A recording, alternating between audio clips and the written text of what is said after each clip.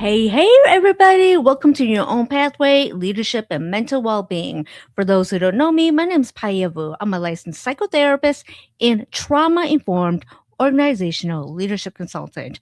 And I help leaders and teams realign to their values, build trust, and create systems rooted in psychological safety and purpose. Because this isn't just about leadership, it's about healing how we lead. So, we're all about owning it here and happy 2026.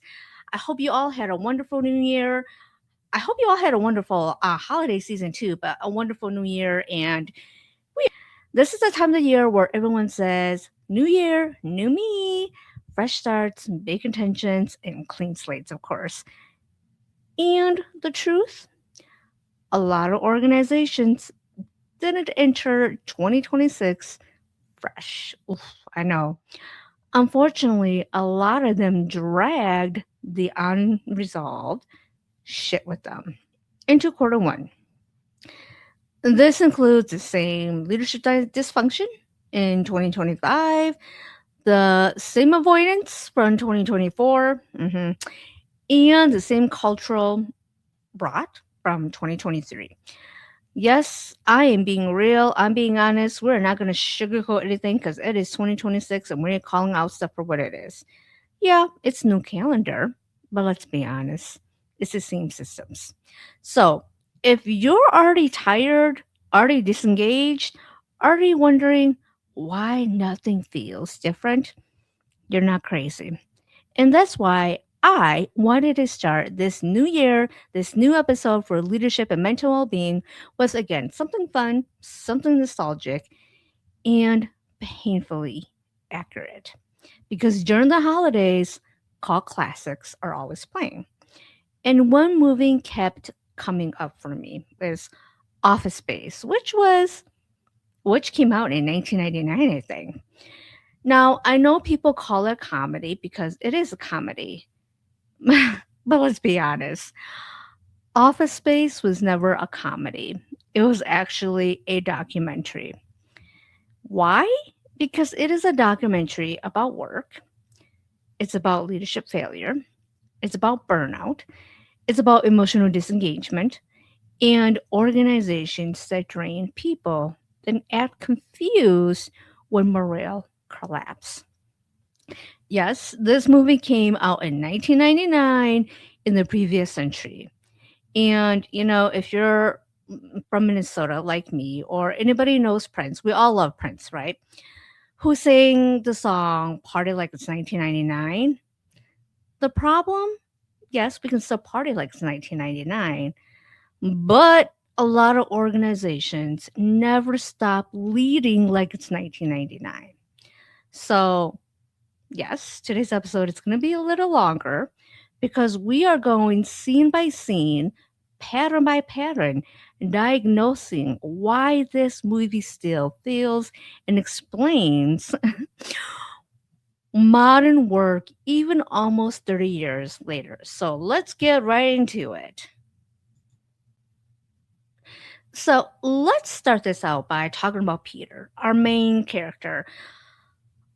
I think all of us has been Peter at one time or is probably Peter right now. So let's talk about Peter. Peter, we see throughout the movie, is quite frankly dissociating. And Peter isn't lazy. He's not unmotivated. He's not broken. He is dissociated. So, dissociation happens when your nervous system checks out of an environment that refuses to change. Yes, he shows up physically, emotionally, mentally, spiritually. Peter is gone. And that is what we called leadership in organizations. We are calling that quiet quitting. However, clinically, what's happening? It's self-protection. Because when people realize working harder won't fix a problem, they start giving their soul to it and they start giving a shit. And again, all of us at one time or another are currently our Peter. We're there for the paycheck, we're there physically, but mentally, we're checked out, we're gone, we're envisioning that it's Friday, the weekend, or we're envisioning that we are far away in an island sipping Bahama Mamas and just at the beach. So yes, a lot of us are dissociating. The second part of the movie is, I think all of us have dealt with this, um the reports, the meaningless part of our work. And in the movie, there's always like, hey, Peter, you forgot to do your TPS reports, or you forgot to put the cover letter on the TPS reports. And I'm laughing because as I'm like, remember all this, it's just so freaking meaningless. And so that's what the TPS reports are. They are the symbol of every pointless corporate task that exists solely to make someone higher up feel like they are in control.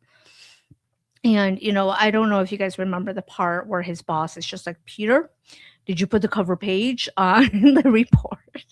So I shouldn't be laughing, but I'm just like, remember this. And Peter's just like, yeah, I'll do it.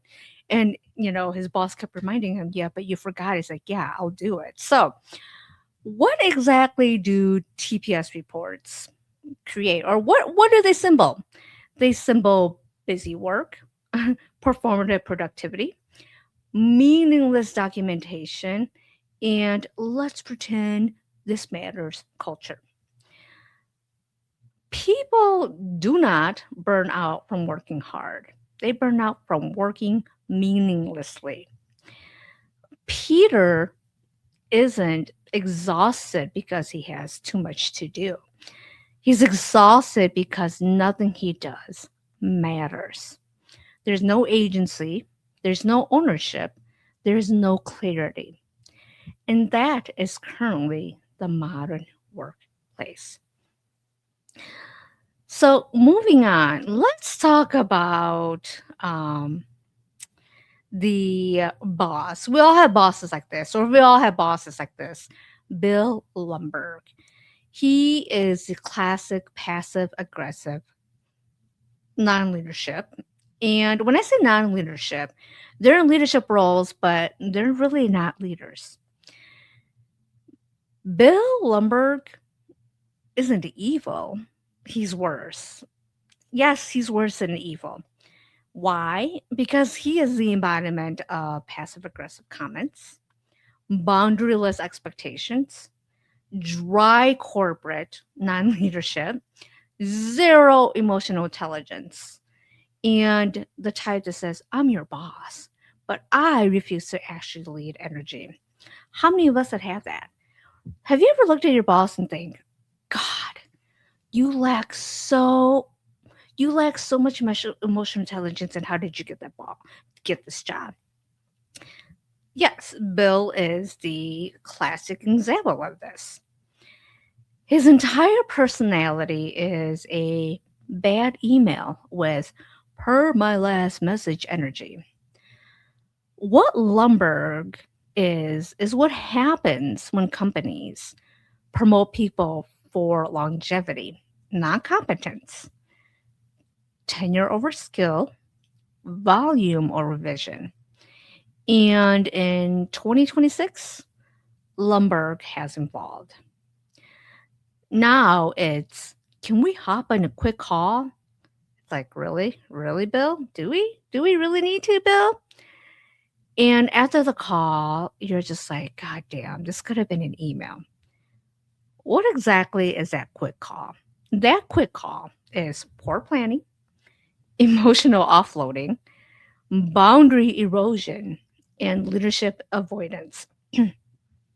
You're thinking to your boss, or if you're a boss listening to this, please be a leader. Boundaries are important. And how many of us that have bosses where for some reason you're the soundboard? They put all their trauma, all their stress on you, and you're thinking, this is way, way beyond my pay grade to take on the emotional burdens of my boss. So, leadership, like Bill's, start breaking people. And this happens when morale drops, engagement tanks, people quietly start or stop caring. And instead of anyone saying, maybe this is a leadership problem, leadership and organizations, they start to panic. They go, oh God, we need to do something. But not that something, not the accountability, not the emotional intelligence, and not actually listening to their employees. No, what they decide is even better. They decide, you know what? Let's hire a big four consulting firm. So, what do?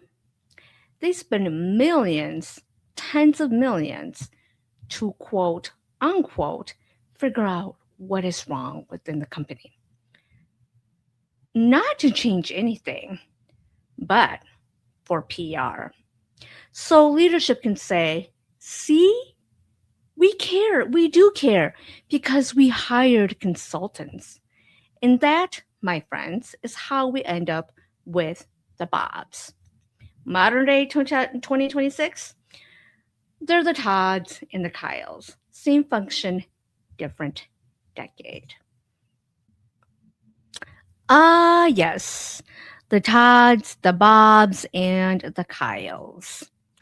They walk around, blazers, notebooks, asking questions, observing culture. Everyone with 20, 30 years of experience is thinking, what the fuck does that actually mean? They talk about optimization, synergies, alignment, and leadership nods like, that's right, that's right. The thing is, the Bobs, they don't fix culture, they absorb blame. This is how leadership avoidance is dressed up as strategy. And so, the Bobs, the Todds, and the Kyles don't fail because they're unintelligent. They fail because they walk into organizations like Initech in the movie, and they're assuming that the foundation of the organization is intact. So they come in throwing solutions and they start throwing those solutions at leadership and at the organization without ever stopping to ask a much more important question.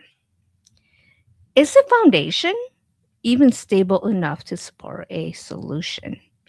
I'll say that again. Is the foundation even stable enough to support a solution?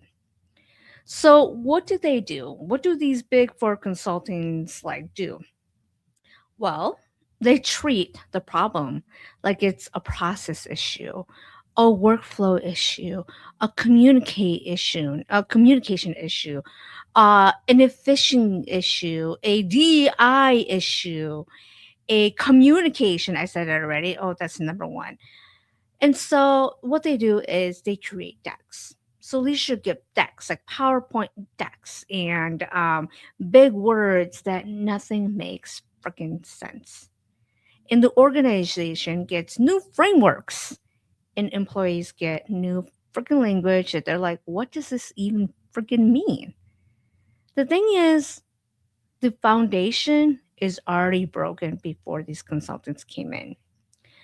Why? Because leadership is avoidant, trust is already fractured, fear is baked into the system, people are dysregulated, and psychological safety does not exist.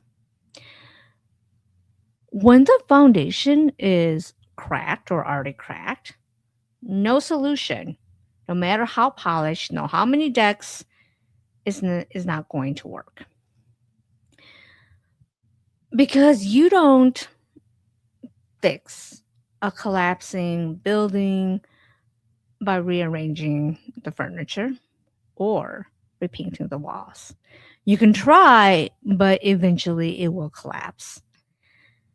And I want to reaffirm that I have nothing against big four consultants or anything. It's not because consultants are malicious. It's not because they're not, educated. They're not stupid. But It's because they're trained to optimize on top of instability. When the foundation is already broken, every solution becomes another form of avoidance, another strategy to hide or compound the dysfunction within the organization. And so, we talked about Peter, we talked about Bill, we talked about the Bobs, the Todds, and the Kyles, and how they all come in and try to, throw solutions. And I think one person that often gets like dismissed or really much forgotten is, when the consultants are walking around optimizing synergies. Let's talk about who actually pays the price of all of this. Milton. Remember Milton? If not, I don't blame you because Milton was invisible.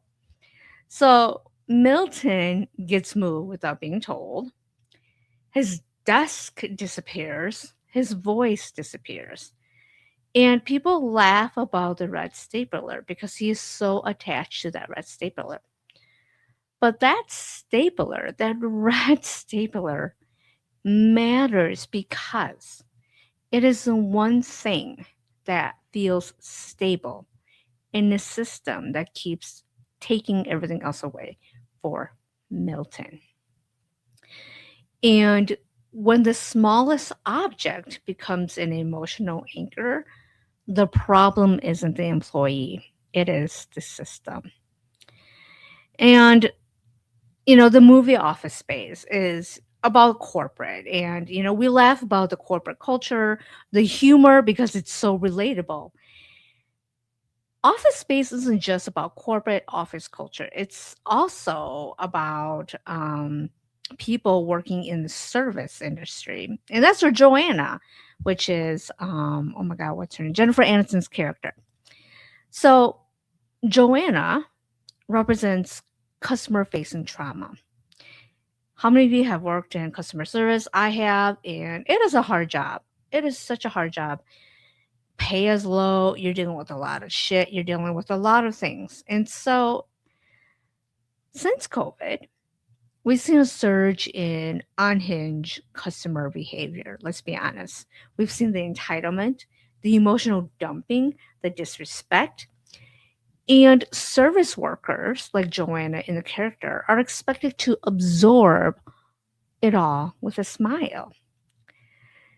We've all heard this like, nobody wants to work anymore, everybody wants to work less. And the thing is, not that nobody wants to work.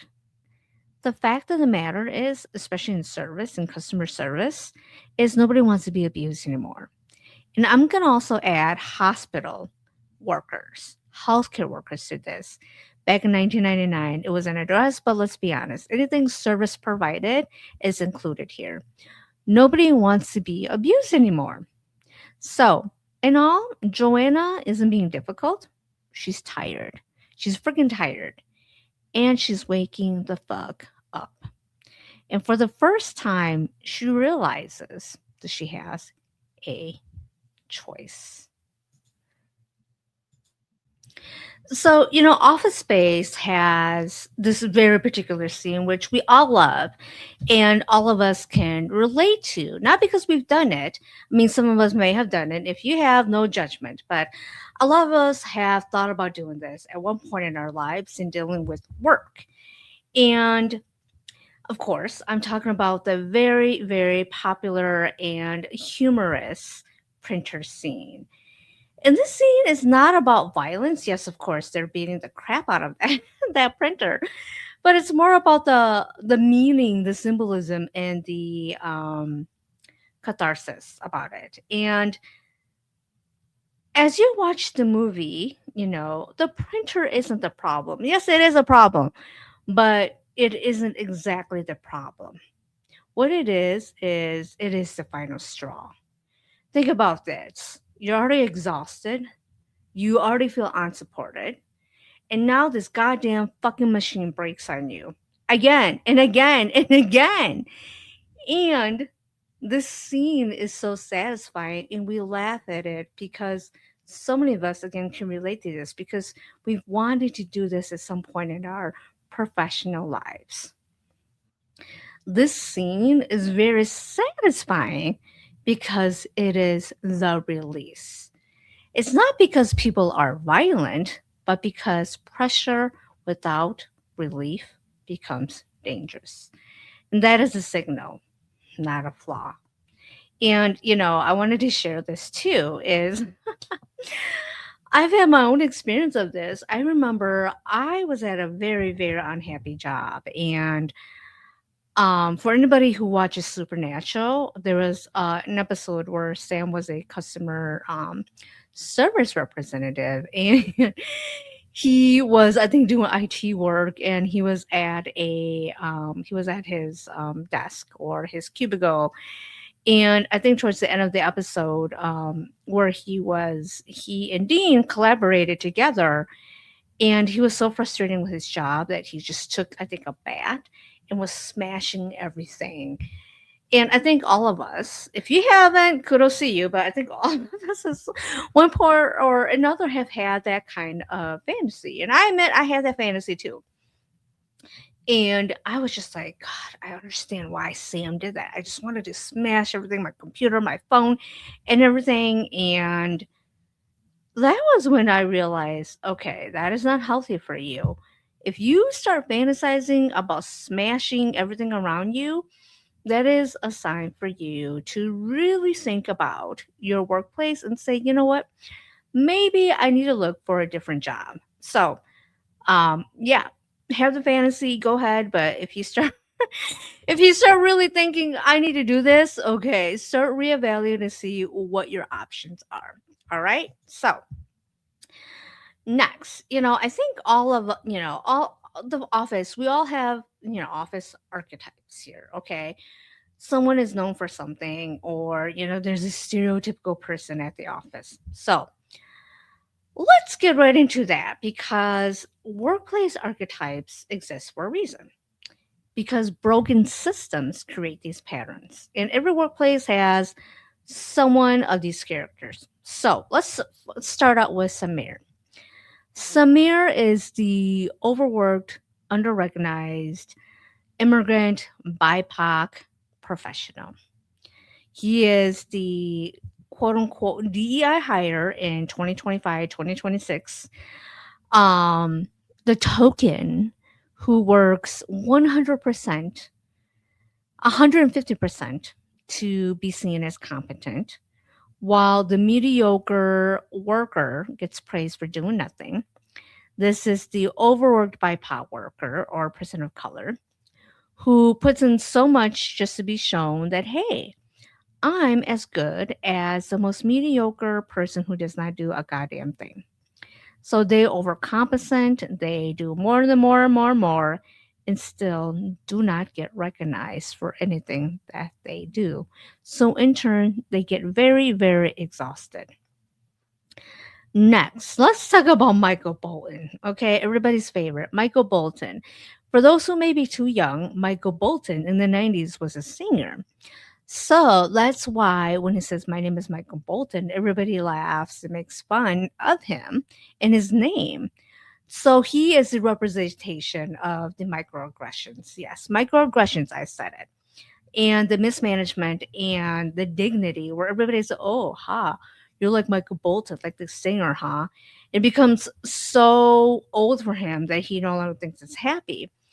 And in one of the scenes, like, Michael Bolton is a singer. And so at the beginning of the movie, I think Michael Bolton, the character, is like rapping to a song. And you wouldn't think like someone like Michael Bolton, the character, would be rapping until he sees someone looking at him and he like starts to cower. And so that's Michael Bolton right there, where his dignity slowly gets eroded. And of course, there's Andrew from HR. Oh, good old HR, right? HR is the illusion of safety. But we all know that HR is not actually safe for us. HR actually protects the company.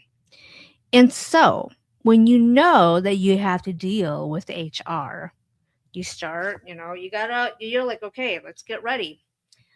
You gotta armor yourself in dealing with HR.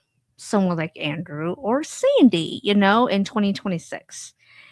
You know that when you are dealing with a HR, you gotta document everything, have all your receipts, protect your ass because HR is there for the company. So HR, Andrew, the illusion of safety. But let's be honest, we all know that it is not safe to deal with HR, and they're there to protect the company. If anybody from HR is watching this and this triggers you, I'm sorry, it's not my intention. However, that has been most of people's experience, including mine, and we are calling out HR for what it is. Moving on from Andrew to Nina. Remember Nina, the one that answers the phone? I got a chuckle. Nina is a person who's been there forever and ever and ever. She's been there for decades, like the 90s. And she is the one who has the toxic positivity, but is masking that toxic positivity. It's masking that burnout with the toxic positivity, just being chirpy. I'm like, oh my God, I'm so happy. I'm so grateful to be here. I'm just grateful that we got a raise, even though it's only 10 cents. Just be grateful. I'm grateful. So there's a type that sees the positive of everything and anything, even though they're masking their burnout with that chirpiness and that toxic positivity. So that is Nina right there for all of us. And Nina is like what? The Sandy, the Susan, again, the one that's been there forever, who is burned out and yet still shows up positive. And you know what? If that is you, you know what? Maybe that's how you survive. And I really can't call out people who find ways to survive. Maybe that is their survival. That is their way to survive a toxic environment. So these people, the archetypes that I talked about, again, these are not exaggerations. They are often the outcome of a work environment. So when a workplace consistently produces the same archetypes, the problem isn't people, it's the system.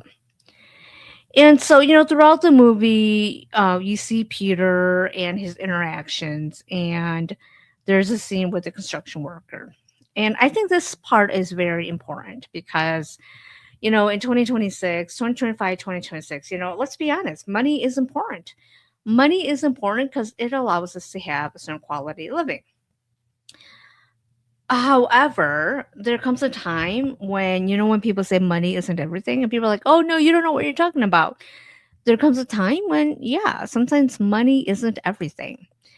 And in this scene, we see that the construction worker, where Peter interacts with, is meaning versus money.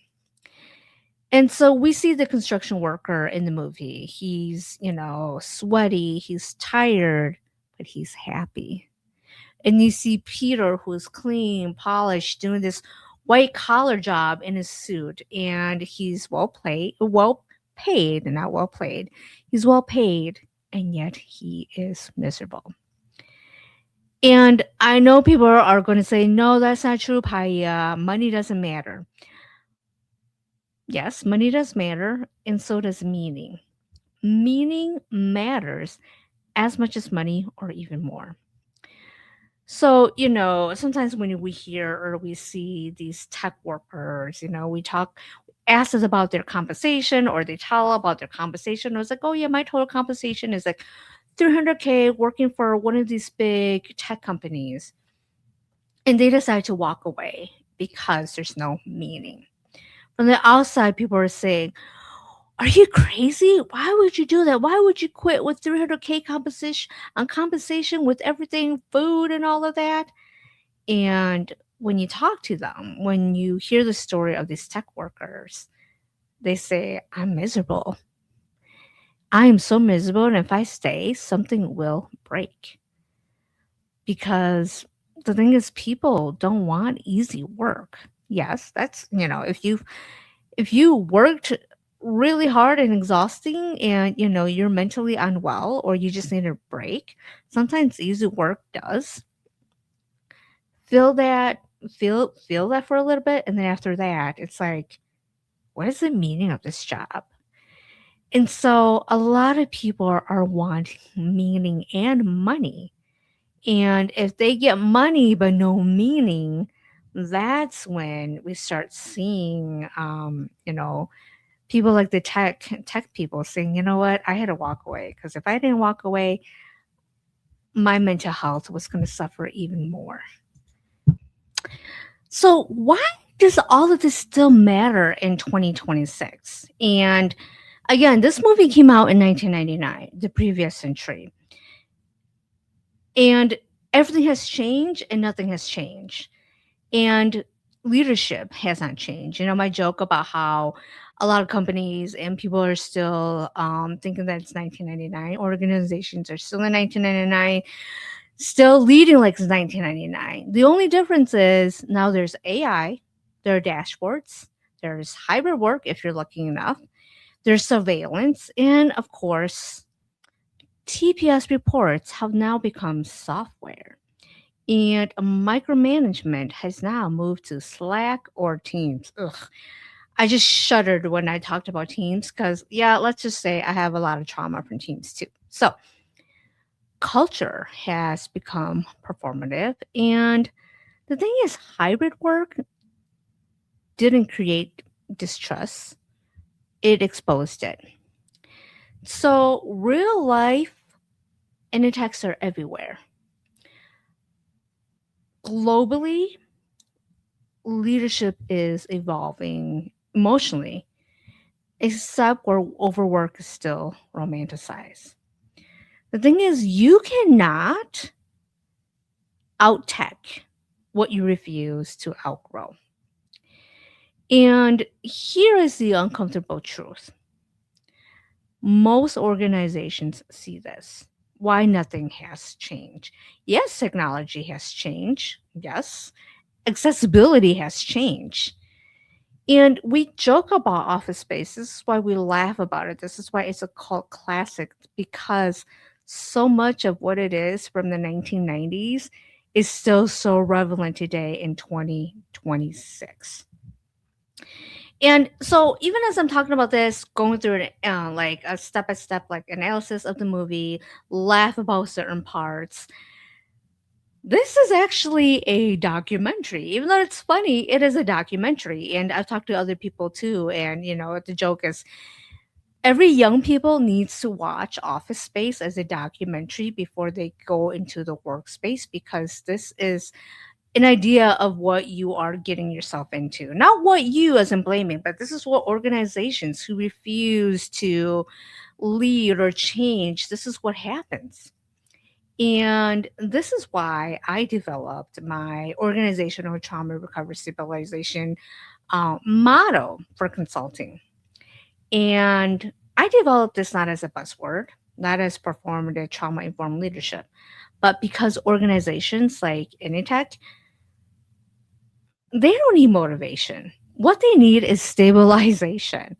And I say that with a laugh because, we always talk about motivation, motivation, motivation. And it's like, how do we motivate our employees? How do we like optimize this? How do we have them do this? How do we have them do that?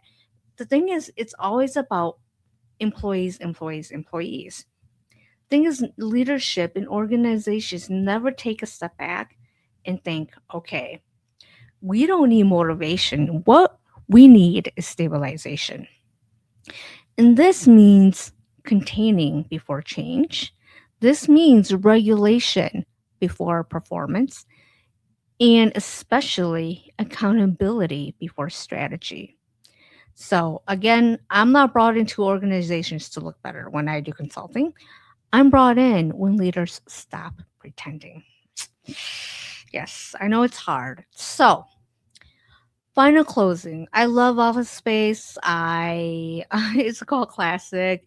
My favorite scene was when, of course, Peter stopped giving a shit, and the song "Feels Good to Be a Gangster" plays, and it's like we all dream of that. We're all just like, "Yeah, Peter, that's gonna be us."